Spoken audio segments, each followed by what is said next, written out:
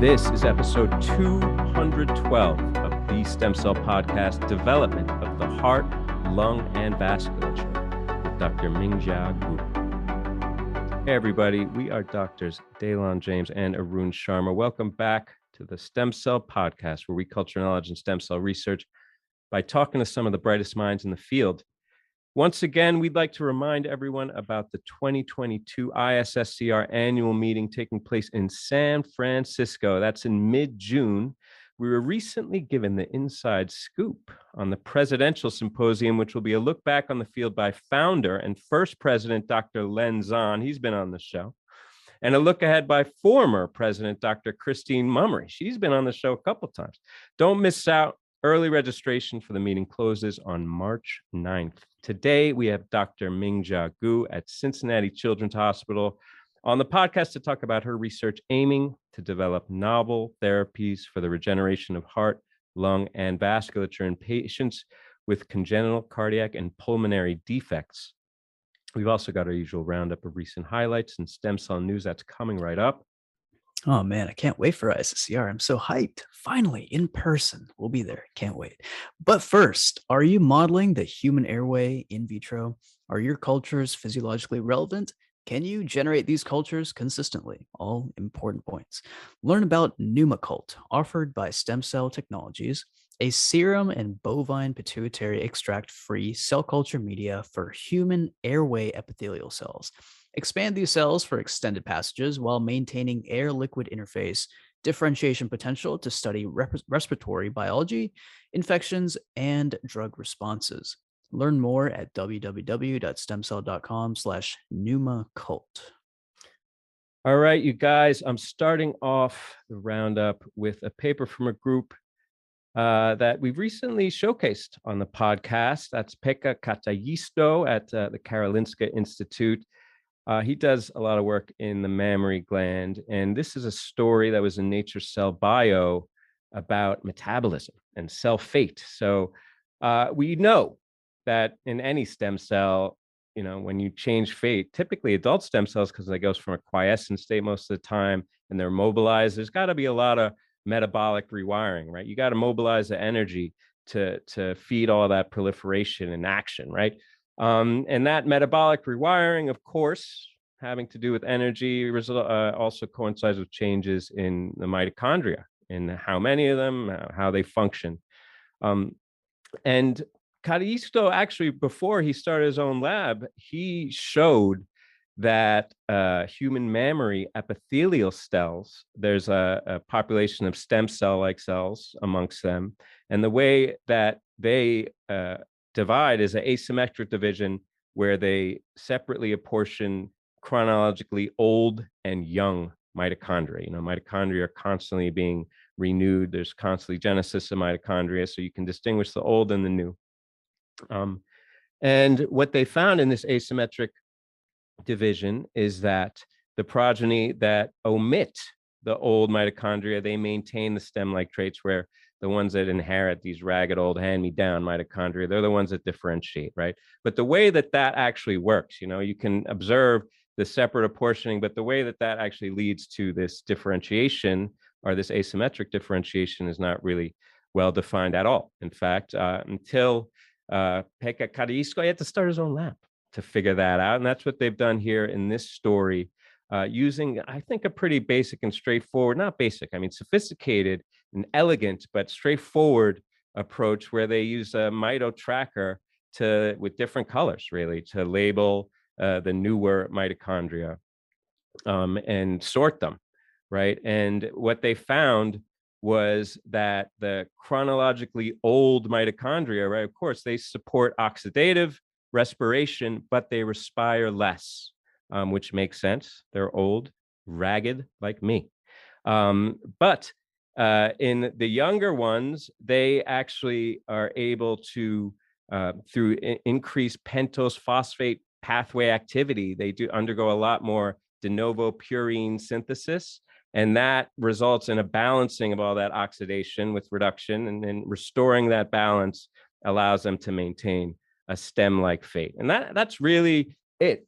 I think a straightforward idea, but with, I think, really profound implications, because it really is all about energy in these cells. And just this as an idea that these older mitochondria, have lost the ability, or are instrumental in the loss of stemness, I think raises a lot of questions, not just about how we can, apportion these cells, identify these cells by virtue of their young or old mitochondria, but like, I don't want to say therapeutically, but how you might intervene in order to increase the stemness of a population, or maybe understand how some of these degenerative diseases may undermine stem cell function. It may be mitochondrial mechanism there in part. So I think this is a really great study, a nice basic story that has profound, I think, therapeutic implications, Arun. The mitochondria is the powerhouse of the cell. How many times have I heard that in my life? But yes, absolutely. It's a really cool story. I think it's something that could actually fit really well in Nature Metabolism as well, or one of those journals too. It's a very mechanistic, hardcore metabolic story with a really nice developmental angle to it, I think. As we've discussed, and as you just mentioned, metabolism is so critically important to determining cell fate, not only in the adult cells and differentiating adult stem cells, like what you're showing here, but also early development, right? Early development is so critically regulated. Like I'm talking about super early development, like, zygote and beyond is so critically regulated by mitochondria and like the overall metabolism and energy that these cells need to actually turn into those early sublineages, right? And if you take it a little bit further during the differentiation process and during the developmental process, as we know, certain cell types are so critically reliant on high levels of energy and high levels of mitochondria. Muscle cells come to mind. So yeah, it makes perfect sense to me as to why mitochondria would be so critically important in determining cell fate. And one other thing, MitoTracker is one of my favorite reagents. I first actually started using it in undergrad, and just some of the staining and some of the imaging that you can get by looking at these cells under with MitoTracker, it's beautiful. It's really, really great. Agree. MitoTracker does not get enough run. And I also agree with your allusion to the developmental relevance here. I'd be really interested to see in follow-up studies of how in this adult stem cell compartment, how that would compare to a more embryonic or fetal, and see if there's really just a fundamentally different profile of these mitochondria. Like, are there even old mitochondria in these embryonic or fetal systems, or are they all just, raring to go?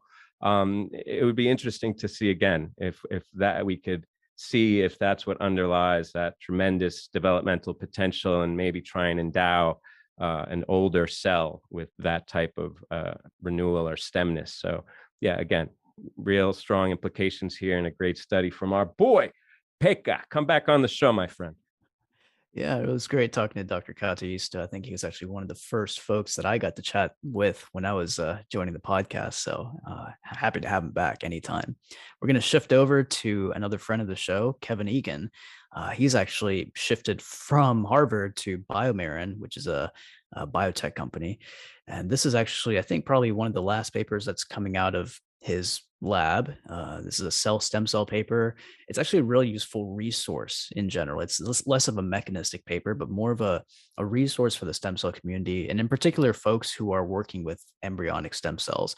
The title of the paper is Whole Genome Analysis of Human Embryonic Stem Cells Enables Rational Line Selection Based on Genetic Variation. First author here is Florian Merkel, who I also believe has started their own lab. But yeah, so we know about human ESCs all the time. Perhaps ESCs are not as well or commonly used after the advent of iPSCs, sure, but they are the ancestral gold standard when it comes to human pluripotent stem cell lines. And there are certainly a number of folks out there still using them. But what these folks in the Kevin Egan lab were able to do, they actually did a ton of whole genome analysis, genome sequencing, whole genome sequencing, to actually look at genetic variations in 143 different human embryonic stem cell lines. All the favorite lines that you work with and you've heard of are all in here. So it's a great resource for the community. They annotated their single nucleotide and also structural genetic variants to see is how genetically unique and genetically variable are these different lines. And while they show that there's actually a significant fraction of these embryonic stem cell lines that have some of these large deleterious structural variants, the SNPs, the single nucleotide variants, that you can only really figure out through detailed whole genome sequencing, they're actually found at a level that's comparable to what you would find in human blood derived genomes. So that's encouraging. That's telling us that it's probably not too different, these human embryonic stem cell lines, from primary somatic tissues when it comes to their genetic variation. And the other thing is they actually were able to show that some of the unique SNPs that they found could be associated with cancer and other disease phenotypes, but again, at a level that's comparable to what you would find in somatic tissues. So it's reassuring in a way to show that the embryonic stem cells that we're working with are not genetically abnormal in general. Of course, the big caveat here to think about is that we got to talk about passaging, right? How many passages does it take before an embryonic stem cell actually accumulates these genetic abnormalities? As we know, this does happen in culture. This definitely does happen. But in general, it's a good resource for the community, for anybody who's working with embryonic stem cells. They actually have an online portal that you can use to actually dive into some of this genetic data, take a deeper dive into your favorite human embryonic stem cell lines, and see what's going on with their genetics. Wow, Arun, you really had me convinced with your enthusiasm. There's a lot of could be, a lot of it's kind of comparable. I mean, I will say I'm with you on this as an important and valuable resource. Two things. One, maybe three things. One, this is a kind of study I feel like they can only be done in these humongous labs at these major academic centers. Paper probably costs $1 million. So kudos for getting it out there for the community. Two, yeah, I think that your allusions there to it's I don't know, it seems kind of like a hedge. Like, yeah, we did notice there's a little bit strangeness here, but what isn't strange out there in biology? My takeaway there is like, okay, I think that not that we're putting the cart before the horse here, but I feel like there's a lot of efforts here to proof our material. We're like, okay, we need to make sure that this line is GMP. We need to make sure that it's ready for prime time and the genetics and all that stuff and optimized. And then what? I know that we're there kind of experimentally in the early phases with the treatments, but I think that there's this real push to get some cells, to work with, but we don't necessarily have the therapies. So I don't want to say it's premature. This is really important work, but it's a tremendous effort allocated to that. And I, at the end of it, my takeaway is, well, I don't know that it's safe. I just know that it's as safe, maybe, as another adult stem cell transplant, which is not always safe. Let's be honest. And to your point about the passaging, I think there's maybe it's difficult. I mean, what can you do? But what's the standard here? It's you've got the well described, a great resource of all those lines. But then as soon as I take it to my lab and I passage it 2-3 times, and by the way, what's a passage? How many cell doublings in a passage? You put it in a 10 centimeter dish at different densities, the cells are going to double a separate amount of time. So there's all this unknown, I think, in the world of stem cells in their undifferentiated state and these standard lines that we rely upon. And we're trying to, I think, control them and make them fit into a neat clinical paradigm. And I don't know that we can, and I don't know that we need to yet. So I admire this Herculean effort by Florian and colleagues and Egan, but and Stephen McCarroll, we should mention, who's also corresponding in here. But I just I still think there's a long way to go before we need this information. Yeah, I agree with you. And I think, like something you're alluding to here, I think a lot of sequencing, a lot of the analysis of the lines that you're focusing in on, it has to be done on a case by case basis. So while this can be a broadly general useful resource. I think for not only for in vitro purposes, for folks hoping to do basic science research, but also for the clinical folks, I think having your own data set and your own data set of whole genome sequence lines before you actually use your cells for whatever application you want to use them for is critically important. So what I'm saying is, while this is useful, it may not be directly applicable or perfectly applicable to your line that you're using in your hands. So you should do your own sequencing, in my opinion, if you want the most accurate output and accurate information about the genetics of your particular line. And the other broader point here is the sad reality, maybe not sad, but the reality is a lot of folks aren't using embryonic stem cells anymore, Hmm. right? Hmm. I personally, I've actually haven't used human embryonic stem cells in my stem cell cultures for close to a decade, maybe longer now. I've only used iPSCs, right? Hmm. And as we know, iPSCs are so much easier to work with, in part because of the ethical restrictions and certain restrictions that are still maintained with embryonic stem cell lines, and also because you can make iPSCs much more rapidly than you can human embryonic stem cells, right? So certain, we're not poo-pooing the effort here, and the resource is tremendous. I just think there are certain caveats that you have to consider. Yeah, you make a great point, Joe. Just last point is that as a reference, it's really brilliant. And you could say it's like almost like the human genome reference, right? You have all these other humans walking around. You need some reference, some standard to look at. And maybe that's what this will serve as for any of these preclinical studies in H1 or whatever, the 143 lines they have here. Maybe the early days, they'll use a really well-defined line so that they can go back to this resource and say, okay, look, our cells are akin to this baseline ground truth that Lab established. So yes, after talking about this paper for 20 minutes, we're going to move on. But it's important because the tech, as Arun, sorry, mentioned there at the end, is that people have moved on, right, to iPS cells, and that's what happens. The tech moves on, and I have a nice story from Nature Methods. It really illustrates that point.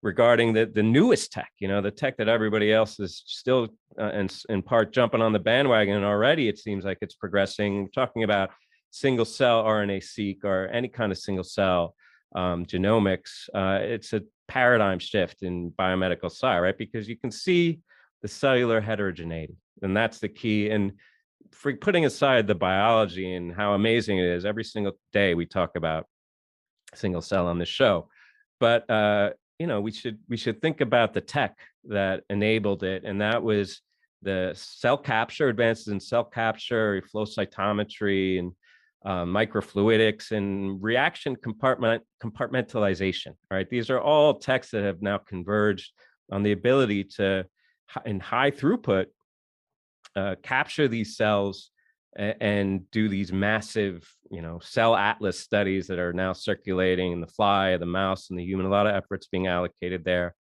But most of these single cell methods, they rely on a stochastic or random cell capture method. And for that, you really need a substantial input, right? You can get the single cell resolution, but you can't put one cell in, obviously, right? You got to put a bunch of cells and some subset of those cells you'll be able to see. And that's for three main reasons, that the large sample input that you need. One is that there's are the detriments really to the high input there. And one is that you have this fixed run cost, right? No matter how many cells I get from my 10x Chromium run, it's going to cost me $2-3 grand, right?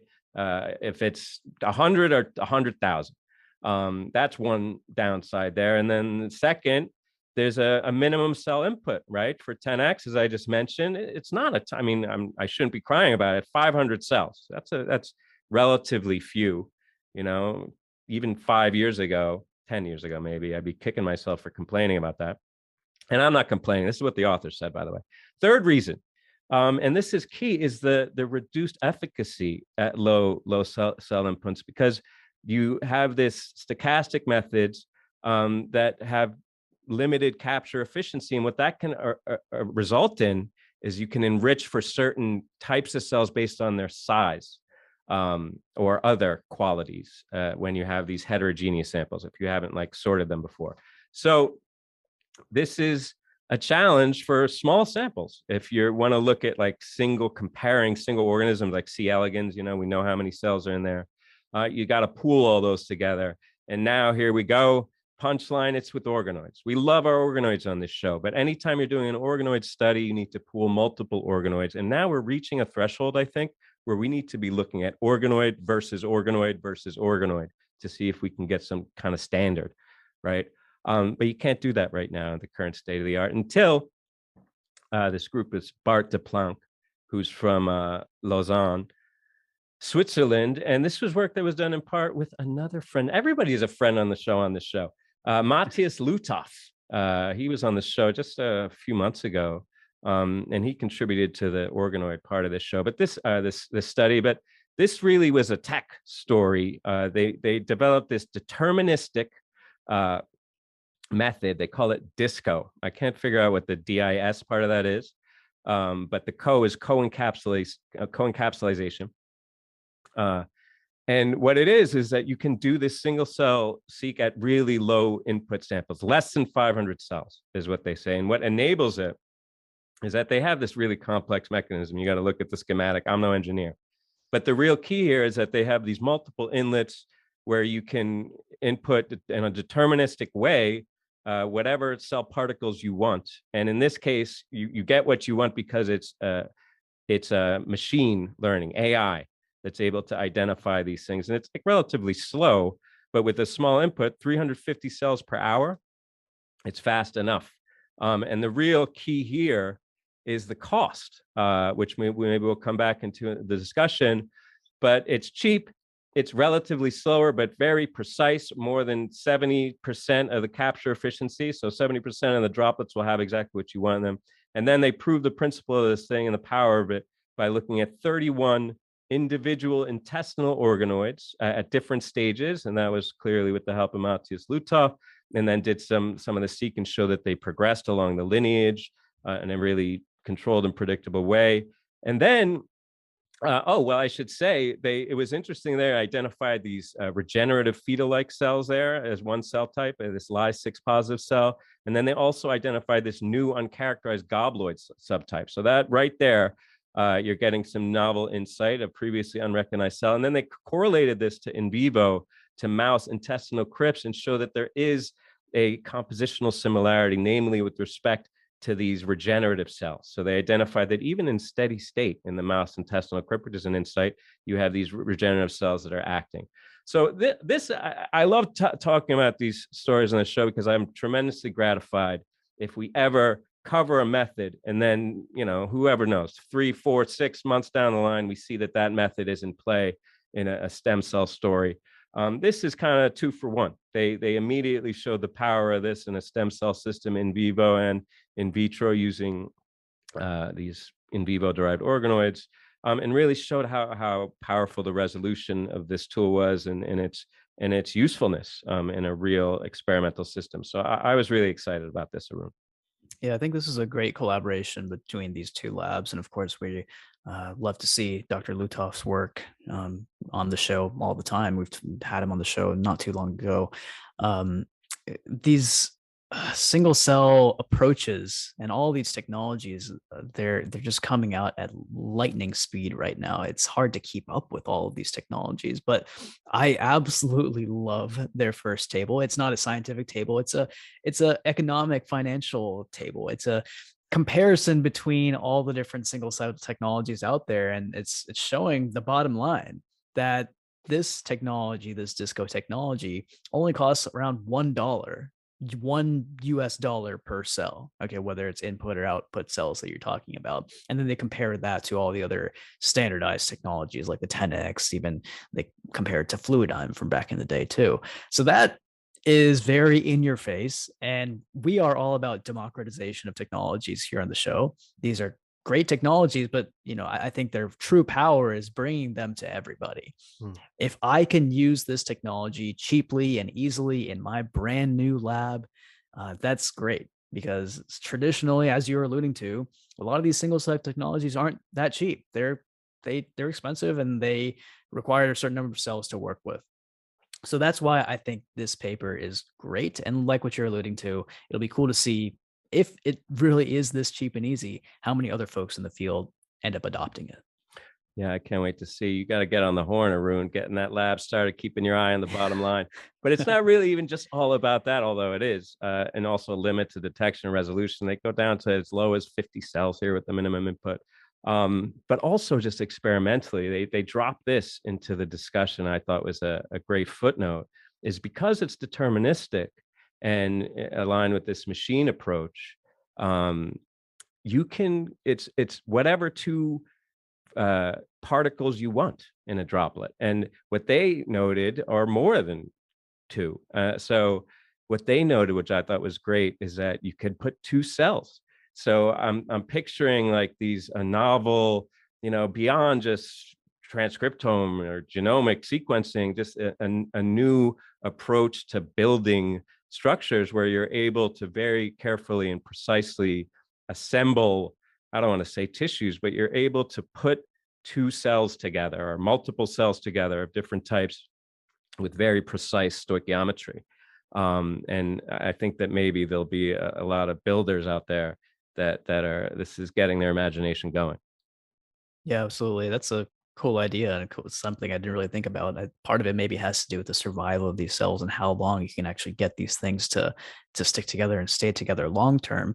I mean, here we're just talking about the sequencing process, which is relatively short. You're not getting these things to stay alive for a long period of time. But yeah, perhaps some bioengineering approaches down the road, and bioengineers might be interested in this technology as well. But enough with the new tech. All right. We've talked a lot about tech for the last couple of papers. We're going to shift it back a little bit to the basic mechanism. And we're going to wrap up the roundup this week with a cardiac story. Of course, I love the heart.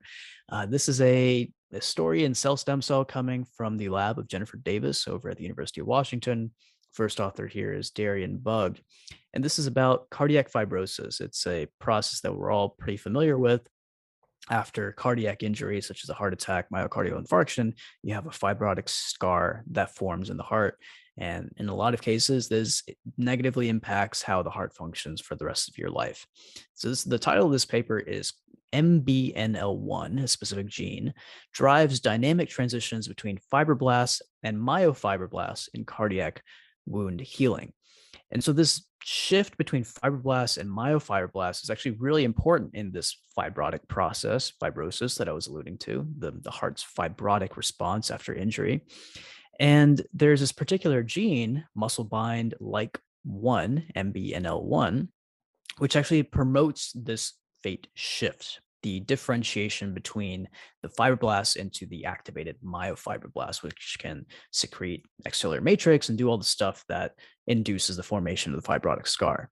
And this is actually really finely investigating the function of this particular gene, NBNL1, to see how it actually impacts that shift. And if you could overexpress or knock out this particular gene, could you impact the downstream fate change in these fibroblast fates and ultimately the formation of the cardiac scar?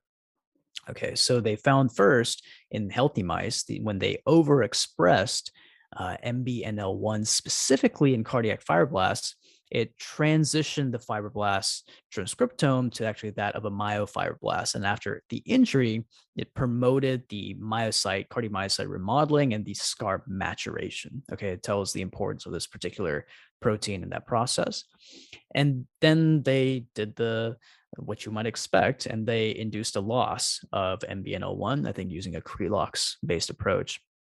And it was actually able to limit the scar production and stabilization. So kind of the opposite effect. And that's ascribed to a reduction in the myofibroblast activity. All right. So the combination of deletion and injury actually caused some of these fibroblasts to expand and actually adopt certain features of cardiac mesenchymal stem cells. So innate mesenchymal populations that may be found in the heart. Not obviously not cardiac stem cells, mesenchymal stem cells that may be inducing some of the differentiation into the fibroblast lineages and that sort of thing.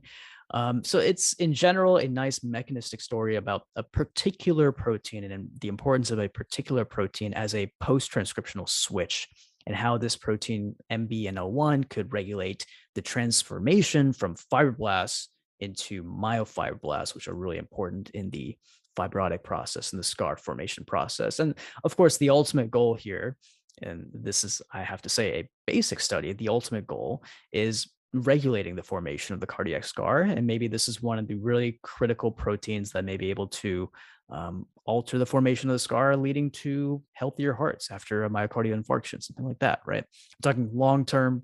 I think this is really diving into the mechanism, but yes, we have to talk about those applications too. Yeah, of course, I go right to the applications, and I'm thinking, because I'm just fascinated by the biology of the heart in distress, right? I mean, the whole idea of the myofibroblast proliferation as a stopgap to keep you alive, and then the unfortunate maladaptive sequelae of that. It's a mystery to me, just in terms of like teleologically, like why did nature do this? And when I read this study, it's kind of like, okay, maybe the idea here is we'll just stop the scar from ever forming, right? And then stop the myofibroblasts from ever being specified. But that's got to have some downside here. I'm sure in these mice there was like mitigated scar, maybe improved survival. I don't know. But that actually is tenable to me. You know, you don't have to get rid of the response altogether. Maybe you just mitigate it. But what really stuck out to me is this, just because I didn't read the paper all the way through, is the cardiac mesenchymal. When they didn't become the myofibroblasts and they came the mesenchyme, what is that mesenchyme like useful? Do they proliferate and provide any kind of structural support, you know, in the same vein as the myofibroblasts? Do they contribute to any kind of functional cell type within the cell? I'd be really interested to see if those cells are therapeutic, benign, or perhaps maladaptive in their own right. So there's a lot of questions that this raises, and that's a great paper, right? Forget about the applications. There's a whole bunch of mysteries here in targets now. I never heard of MBNL1 or 2 or 3 if there's more of them. So it'd be interesting now to have a new candidate in the heart that has a lot of relevance to disease and injury.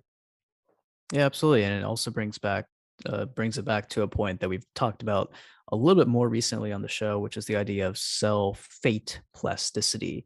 And maybe there's more of these shifts that are happening endogenously in the body than we would think about, right? Even in this particular case, this is more of a modulation of this particular protein, MBNL1, but who knows if there's some sort of, there is an endogenous shift here in the heart between the fibroblasts and the myofibroblast populations. And it'll be cool to see what other plasticities and what other fate shifts are happening throughout the body. I'm sure there's many more that we haven't uncovered yet. Well, you know who knows a lot about the heart as well as the lungs and the vasculature? Yeah, I do too. But there's also Mingxia Gu, and she's coming up just a minute from now. But first, I have a quick message from STEMCELL Technologies. And that's this. Do you work with skeletal muscle progenitor cells? The STEMCELL Technologies human myocult workflow supports your muscle research from start to finish, allowing you to derive, expand, and differentiate human skeletal muscle progenitors. You can also expand mouse myogenic progenitors using mouse myocult expansion medium. Learn more at www.stemcell.com/myocult. All right, everybody. On this episode 212 of the podcast, we have a special guest, Dr. Mingxia Gu, who is Assistant Professor of Pediatrics at the Cincinnati Children's Hospital. Also has a position there at the Center for Stem Cell and Organoid Medicine, also known as CUSTOM. The overarching goal of the Gu Lab is to develop novel therapy for the regeneration of heart, lung, and vasculature in patients with congenital, cardiac, and pulmonary defects. The group conducts translational and interdisciplinary research using patient-specific iPSCs, vessel and lung organoids, animal models, single-cell RNA, ATAC sequencing, and spatial transcriptomics, all that stuff for disease modeling and high-throughput drug screening. Dr. Gu, thank you so much for joining us on the show today. Thank you so much for having me. Yes, well, it's our pleasure, Mingxia. Let's start by talking about your origins, at least the origins at the new institute. You were opening up a new lab as the whole world was shutting down. I'm sure that's not how you would have planned it. And maybe we'll come back around to that sometime later in the show, vis-a-vis some of the challenges there. But one of the benefits from where I'm sitting is that you were starting the next major personal and professional chapter for yourself as the whole world was kind of reframing this scientific healthcare reality, whatever you want to call it. So it was kind of like starting from scratch for all of us.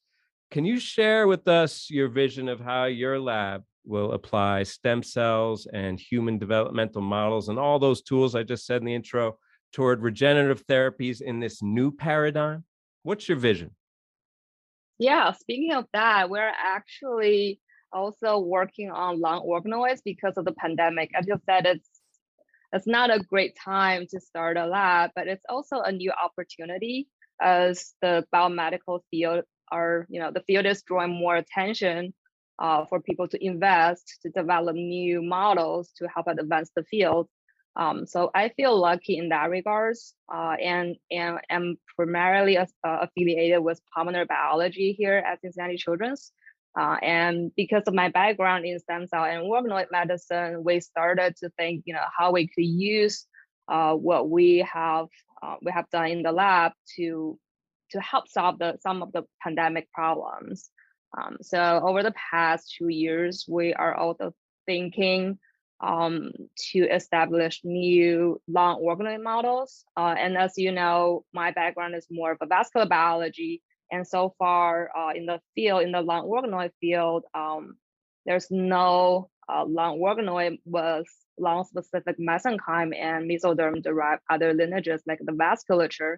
And we know the cytokine storm and the hyper inflammation is critical in this COVID-19. So we wanted to really model the whole spectrum of the disease by incorporating the mesoderm-derived vasculature and mesenchyme into the lung organoids. So that's something we think would be valuable for future and for the long run, to hopefully contribute partially to the problem solving. Yeah, absolutely. And I think you and other folks in the vascular and cardiac fields have been, in some ways, perfectly positioned during the pandemic to actually kind of rotate and shift our work a little bit more to focus on COVID, right? Like, so you're talking about some of the lung organoid work. We've talked about even folks in the brain field, Madeline Lancaster, who's well known in stem cell biology. She actually shifted some of her work to focus on COVID. I shifted some of my cardiac differentiation work to focus on COVID, right? So it's definitely a hot topic, but I think we were really well positioned in the stem cell field to make this jump. And like you mentioned, you're a vascular biologist by training, and we've had a few vascular disease modeling folks on the show as of late. Daylon's actually a vascular biologist too, by the way. And so you're an expert in the field, and you've done actually a lot of work on pulmonary arterial hypertension in particular. I actually wanted to take a deeper dive into one of your recent papers in Science Translational Medicine, where actually used iPS-derived ECs and endothelial cells to conduct this phenotypic, drug screening project. And I thought part of the real cool part was, you took it a step further with some of your in silico analyses to actually identify a drug candidate, this tyrosine kinase inhibitor, terfostin AG1296. Is that right? Right. Yeah. Yeah. So it's a potential treatment for pulmonary arterial hypertension, PAH. And you were able to actually reverse some of these vascular dysfunction phenotypes in a rat model. So you took this in silico approach, found this candidate, and actually brought it back to a model system, which is really cool. So why don't you take us through this work a little bit more? And in particular, if you want to start maybe a little bit of background on pulmonary hypertension and why it's such a hard disease to study, and also like what's next for this drug. I'm assuming that you're thinking about maybe clinical trials or something like that. So take us through the work. Yeah, thank you. So for this work, we thought to do a high throughput drug screening, mainly because so far there's no effective therapy that target the fundamental pathobiology in pulmonary arterial hypertension. And most of the therapies, those are vasodilators. So it relieves the symptoms, but still not solve the problem, the fundamental problem. And over the years, my mentor back at Stanford, her expertise is to understand, the molecular biology, the molecular mechanism underlying the vascular dysfunction in pulmonary hypertension. So we were the first group used patient-specific induced pluripotent stem cells to generate vascular endothelial cells and smooth muscle cells to further understand the disease mechanisms. And we found a couple of functional assays that could help us distinguish patient cells versus healthy control cells. And going forward, based on what we have found, we wanted to use that cellular phenotype that we observed in the culture dish as a functional readout to do a high throughput drug screening to see what are the compounds out there that are FDA approved and that can be repurposed to improve the vascular function. And the iPS-derived endothelial cells are a great cell source because it's patient-specific. It carries the mutation that we're interested in and potentially can generate a limited number of the cells for the high throughput purpose. So we did that experiments in thousands of culture plates, and our readout is to see which compound can improve endothelial cell survival under stress condition. And in that experiment, we did serum withdrawal to create a nutrition deprived environment to injure the endothelial cells, and then we see what are the compounds that could be protective. This is related to the disease phenotype because in PAH, pulmonary hypertension patients, you will see the endothelial cells being apoptotic, and that's sort of the first response that we think that leads to all the subsequent events like the smooth muscle cell hyperproliferation, and the patients also have rarefaction of the distal macrovessels. And that is why we're interested in screening for compounds that could help with the vascular regeneration and protect them under a stress condition. And we also incorporated bioinformatic approaches using the LINKS database. So what that database tells us is they have a group of compounds with associated transcriptome. So we know for this specific compound, although this is not cell type specific, but we know what are the genes that could be upregulated or downregulated by a specific compound. So we first generated disease signature by comparing normal versus PAH transcriptome in endothelial cells, and we screen the compound pool and see based on the information in the LINKS database, what are the drugs that could potentially target those abnormal genes, and we overlap that pool with our wet lab drug screening results to come up with our candidate drugs for follow-up animal studies. So I think that's the strength of the approach. Yes, underscore strength there. This is such a great example of one of the big ticket promises of iPS cells, right? Is that we'd be able to do this large scale, you said it, thousands of cell culture dishes for drug or tox screening. So yeah, congratulations on that path. But that's not really even your only trick, right? In the kit, you're also delving into primary tissue to untangle the cellular and molecular pathology of developmental disease. In this most recent case, you were able to use the human fetal heart to decipher the molecular pathology that contributes to hypoplastic left heart syndrome. And I really encourage our listeners to have a look at that paper. It's from a couple years back in Cell STEMCELL, but it was such a brilliant combination of tech, primary human tissue that's very scarce and precious, iPS cell diffs. You threw it in there just because why not? You got to have some iPS. I don't want to underplay it. It was important. Endothelium, you had a big part of that, and that was not even it. You had xenopus in there, so you really went deep with a lot of assay. But my main takeaway, as Arun alluded to, I'm a vascular biologist. I'm a real sucker for endothelium of any stripe. So my takeaway was the primacy of the endocardium, or in this case, defects in the endocardium in driving the phenotype. And of course, kind of as an aside, you generated this whole cardiac endothelial cell atlas that included arterial, venous, capillary, endocardial, valvular, lymphatic ECs, and maybe some other endothelial cells in the heart there that we're not aware of, I would guess. So should we be looking at all these EC subtypes individually for their disease relevance, considering how important, I know endocardium is a big deal, it's primary there, but still, should we be looking at these other EC subtypes? And also on the other side of that, how do you envision therapeutic application of specific EC subtypes? Are you thinking about like delivery in this so-called angiocrine regenerative processes? Yeah, that's a very good question. And we've been thinking about this a lot. And as you know, with all the advances in single cell technology, now we have a very high resolution to understand endothelial cell subtypes.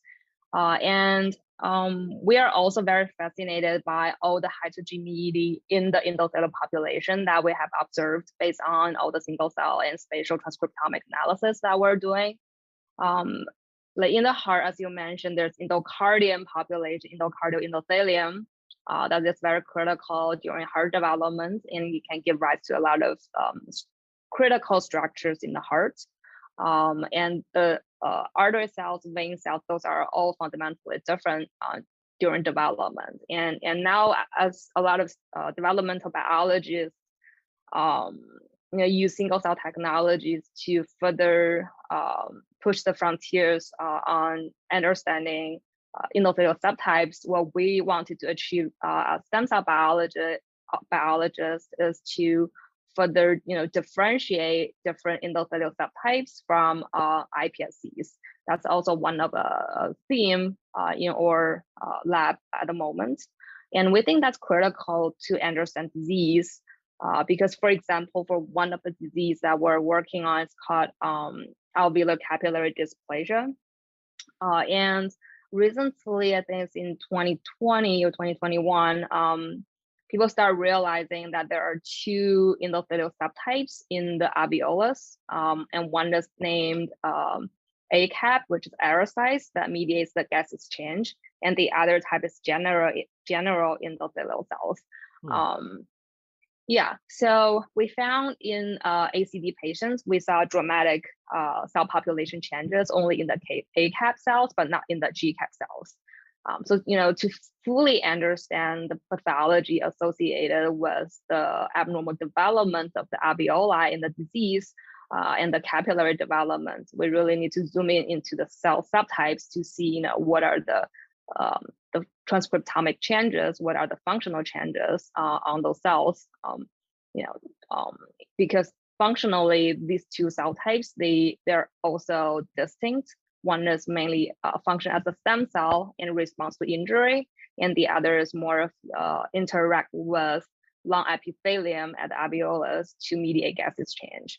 So I think we need to be more precise in terms of disease modeling.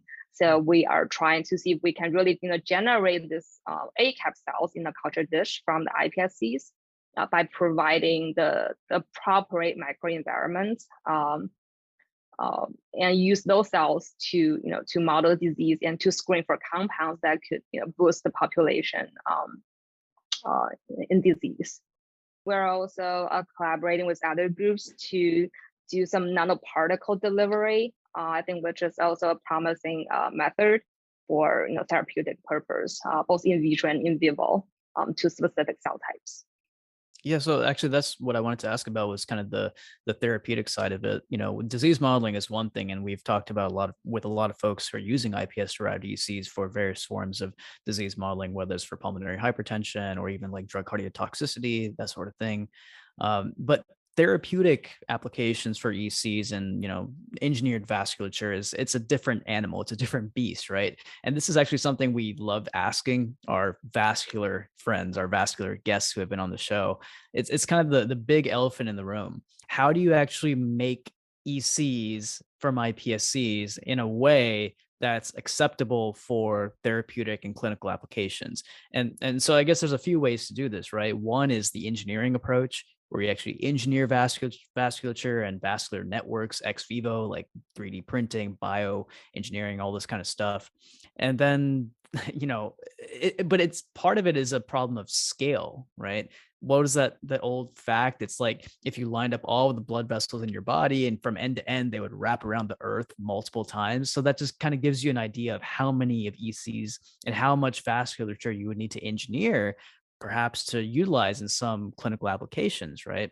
It's an intricate network, this whole vascular network. So, the one big question is, do you think we can ever get there when it comes to actually doing ex vivo engineering of vasculature for clinical applications?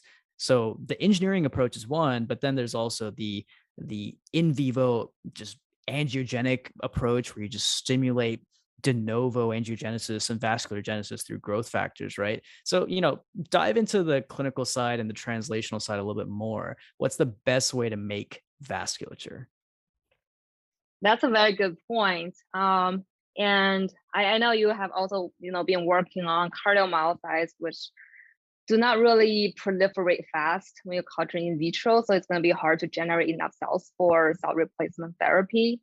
For vascular cells, one good thing for potential cell replacement therapies that they propagate in vitro, as long as you provide a good environment, you dump all the growth factors, they can proliferate and passage for like 20, 30 times if you keep the condition right.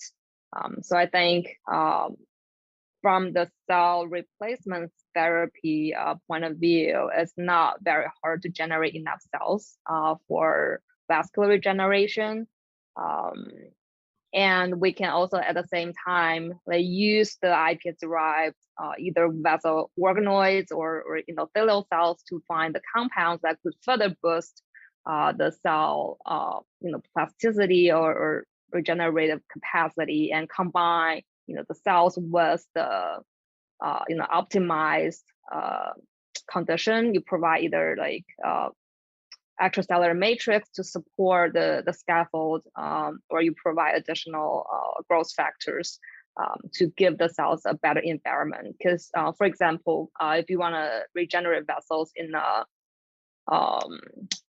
heart infarction area, then that area you don't really have a good environment. You don't have blood supply. Those are all fibrotic tissue. How do you transplant the cells in the environment like that? I think to do that, you may need to provide the cells with the proper condition, like the environment, the supporting matrix, the growth factors, and all that. And also, I think the structure of the vessels is important. Instead of transplanting single cells, bioengineering approach is definitely the next step. And that is also something we're interested in exploring in our lab. We're doing like 3D vessel organoids. And we also wanted to make it more tissue specific, because you see a lot of heterogeneity in the capillary, especially in the capillary beds in different organs. And to the tissue specificity of the endothelial cells or the vessel organoids is very hard to maintain in vitro. I think that's also a technical hurdle for the field. Say if you want to regenerate lung or heart macrovessels, those cells need to be like tissue specific. Like the heart capillary network may not work in the lung alveolus to mediate the gas exchange, because they're fundamentally two different endothelial subtypes. So I think it's also important to develop new strategies to maintain the tissue specificity of those endothelial cells. And I think as we know, as vascular biologists, we know after we isolate the cells from in vivo environment and culture them on a culture dish, they will lose their organ identity over time. So I think the critical step is how to maintain a proper microenvironment for cells to keep the identity. And in the future, after we propagate in vitro, we can transplant back to the organ for them to do their job. Yeah, you talk about the transplant. I want to just zoom in on that for a minute. Um, and you mentioned engineering and 3D. I mean, this is where a lot of momentum is building behind the combination of organoids also from multiple tissues or germ layers, these so-called assembloids. So there's all these, I think there's a lot of attention being paid to this critical gap that we have in to traverse in order to get to a therapeutic endpoint is yeah, scale, right? Getting to 3D, both for those reasons you mentioned, their tissue specificity. Also, I guess the notion is maybe just to create something that's transplantable. I'm sure you're aware of all this stuff. Cincinnati Children's is where some of the seminal work with organoids has been done. I mean, they put in the name, right? The Center for Stem Cell Organoid Medicine. And you wrote a nice preview actually just a few months back in Cell Stem Cell describing some of these stories that have been emerging about combining different germ layers to create a more complex organoid. Do you think, and this is the question here, it's tough to say, but you're at the beginning of a very promising career, so you can get out on a limb, Mingxia. I want to see you get there. Do you think that these technologies will ultimately be extended, in terms of organoids assemblers to make like actual primitive organ rudiments that can be used, transplanted directly for regenerative therapies? Or do you think that it's maybe, as you just alluded to, that you want to make the cells in something that's like complex and mirrors the developmental organogenesis there, and then inject the cells, isolate those cells, which are like the right cell for the job, so to speak, and then inject them in like cell suspension? Do you think it's either or both of those? I think it's, for example, for the preview that we just wrote, that now we are thinking about more of generating multi-organ organoids that was cells arise from different germ layers to make a better organoids.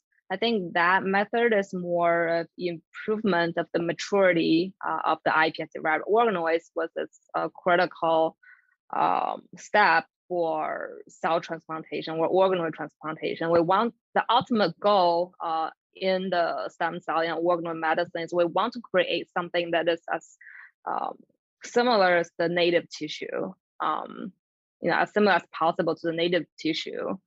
So improve the maturity by generating multi-lineage organoids. This is one critical step, further from all the previous approach in generating a single pure cell type, which has its own advantage if you want to use it, to study some disease mechanism or target a specific cell type. Then it's a good approach to generate a pure population of a specific cell type in 2D.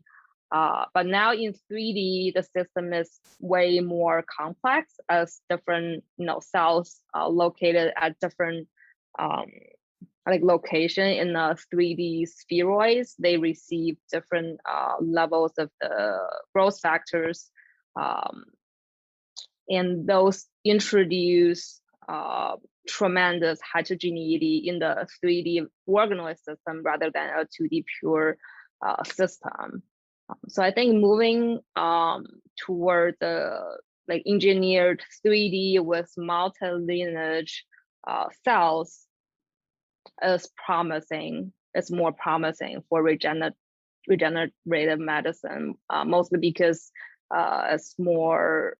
It's a better platform resembling what we have in the human tissue, because we have that cell-cell interaction during the development and during disease progression. The cell-cell crosstalk also plays a critical role in this. So we also wanted to model that by creating the multi-lineage organoids from iPSCs. And also the maturation seems better, than doing a single lineage differentiation, because you, instead of, adding different growth factors provided by the surrounding cell types, we actually, if you have multi-lineage in a single spheroids, the cells can receive the intrinsic signal, the growth factors, provided by the surrounding cells, and that's more of a natural process. for cell to differentiate and to mature. So I think that's a promising direction as well. Yeah, I think these assembloid and organoid approaches, these combined tissue types, that's really become quite popular as of late. I mean, we've talked about Sergio Pashka's work all the time on the show on the neural side of things, but I think cardiac and cardiovascular is really starting to adopt this technology as well. So it'll be cool to see what you guys do and what your lab and other labs focus on when it comes to these assembloid based projects and cardiovascular biology. And I mean, you're at a great place to do this kind of work. You're at Cincinnati Children's, right? It's a real powerhouse in stem cell biology, and in particular, organoid biology with their new Center for Stem Cell and Organoid Medicine, or CUSTOM, right? It's almost like every other episode we're talking about work that's coming from Cincinnati Children's. Some really amazing organoid projects have come from there recently, whether it's like, Jim Wells and his gut organoid work or your own cardiovascular work. We've covered a lot of these topics and these stories on the show. So tell us, we always like to ask new PIs about why they chose their current institution or their institution to actually start their labs. So, tell us about Cincinnati Children's, why you chose to set up shop there, and maybe actually some of your favorite collaborations you've had so far. Yeah. I only have good things to say about this institution because I have a lot of interesting ongoing projects. Working together with other custom labs and labs at Pulmonary Biology and Heart Institute. Given the nature of my work, focusing on both cardiac and pulmonary fields and stem cells, and that is also the main reason why I chose to come to this place. It's a big pediatric center. And my work, we do a lot of research on understanding pediatric diseases, congenital heart disease, and lung disease. Those are all related to the development. And several deep pockets here at Cincinnati Children's, or like the Heart Institute. They do a lot of amazing work for heart regeneration and pulmonary biology and pulmonary medicine. They're one of the first center launched the lung map, which is to single cell map the human lung tissue and mouse lung tissue. And also, of course, the Stem Cell Institute. Being a vascular biology biologist myself, as I mentioned earlier, one of my research interests is to understand the tissue specificity of the vasculature. As the progenitors, they have a lot of plasticity that respond to surrounding environment. So I thought this is a great place for me to really understand that, because we have different stem cell biologists building up different organoid systems. Like Jim Wells is working on the intestine, colon, Taka Takebe working on liver, and Jason Chu and Zhu, and those are all recent recruits to the custom. They work on building brain organoids. So I think was that I have a unique opportunity to really incorporate our mesenchyme and vascular system with their ongoing work to understand the vascular development in an organ-specific manner. So that's something also very attractive to me. Yeah, I think Cincinnati, they're definitely looking to the future there at Cincinnati Children's, and I believe that you're gonna lead them there, Mingxia. And speaking of the future, I mean, Arun likes to explain to me like I'm some demented boomer how important it is nowadays and moving into the future to like connect with the larger I'm doing air quotes with the larger scientific world via social media and an internet presence. And I will concede he's absolutely right, but I'm also quite stubborn. So there. But I also was not surprised with what I've learned from Arun. I was not surprised to see that your website really paints a vivid picture of not only your personal history and productivity and the research focus, which is like standard website 1.0, but I didn't realize now we're on website like 5.0. I missed 2 through 4 somehow. But also in there is like the culture that you're trying to foster in the lab. And I see that now in a lot of these lab websites where they, like Alejo we just had on the show, it really like tells you about the culture. You read about the website and some of the info there and you're like, oh, wow, I want to be there. And one of the tidbits that I really liked, one of the quotes was the fragment here. So I'm going to let you put into context, but the fragment of the quote is, quote, move fast and break things. If you never break anything, you're probably not moving fast enough, unquote. I don't know if that's your personal quote. I don't think it was attributed, so I'm attributing that to you. Tell us what kind of person you're looking for there, because I love that idea. If you're not, I mean, I wouldn't tell it to my kids because I mean, I don't have insurance, but I love the idea of breaking to learn. Will you just tell us a little more specificity on the type of person you're looking for in the lab? Right. Yeah. Thank you for bringing it up. It's interesting to talk about. Yeah, I consistently, update my website, whenever something new came to my mind and I want to share with my folks, I'll put on website. And I always encourage them to, look at what I, change on the website. Yeah, and speaking of what you just mentioned, like move fast and break things to really get things done. Yeah, that's I think that's more of me, I guess. Because we know like the whole scientific field is moving very fast, and I want to encourage my people to be brave, to try out different things. Even like they will make mistakes along the way. That's absolutely okay. If they don't make mistakes, they don't learn. So I want to encourage them, to be brave and to move fast, and it's absolutely okay to make mistakes and break things, and that's actually set the foundation for all the future innovation.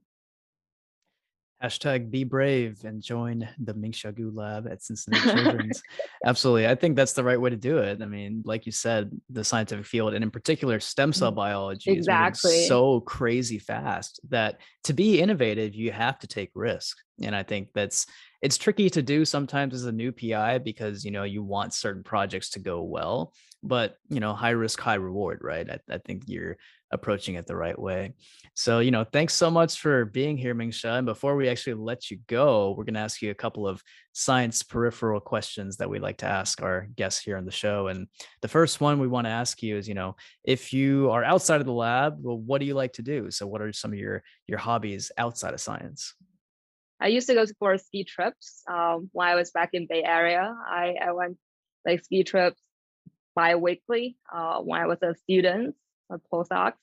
I don't know if my PI knows that back then, but that's something I'm passionate about because it's, it helped me, get refreshed, and I just need that excitement in my life. Absolutely. I totally remember that. Yeah, I remember you showing me pictures from your ski trips to Lake Tahoe. Oh, really? Yeah. Oh, cool. Oh, yeah. And actually, you were part of the reason that I got inspired to get into snowboarding too, because it seemed like so much fun. Yeah, I had never snowboarded until Stanford, and it seemed like a lot of fun. So absolutely, you got to take full advantage of it, right? Yeah, and I guess the last question we wanted to ask you is, again, something we like to ask a lot of our guests here on the show is, what's the best piece of advice that you've been given, either professional or not professional? Right. Yeah. I think I received so many good advices along the way. I think one piece of advice that I got, since I was a kid is to, really find what you love. Because I think no matter what you do in your life, what is your job, like there's no job that is easy. It's, especially after I started my own lab, I faced challenges, obstacles all the time. And I think the only thing that kept me on going is I really passionate about what I'm working on. Yeah. So I think for the young generation, the young people really keep looking for what you're passionate about, what you love, and just keep looking, don't settle until you find it. Wow. So that's some inspiring words, I think, for our listeners. And in totality, just to sum it up, we've got move fast on the slopes as well as in the lab, break some things, move with passion, do what you love. I mean, these are all great pieces of advice. And I couldn't second them more. I'm sure Arun will agree. We appreciate you, Mingxia, taking the time to talk to us here and to all of our listeners. And we're following your lead. Can't wait to see what you do next. And I'm sure you'll be on the show in no time to share your next great discovery. Yeah, thank you so much. I really enjoyed the conversation. All right, y'all. That brings us to the end of this episode. Don't forget to subscribe to our newsletter at www.stemcellpodcast.com to get the show notes, including an episode summary and links to all of the interview and Roundup papers. You can also reach out to us on Twitter at STEMCELL or via email at info@stemcellpodcast.com with feedback or to suggest guests. Thanks to Dr. Gu for joining us from Cincinnati Children's for this episode. We'll be back in a couple weeks, guys. Thank you so much for listening.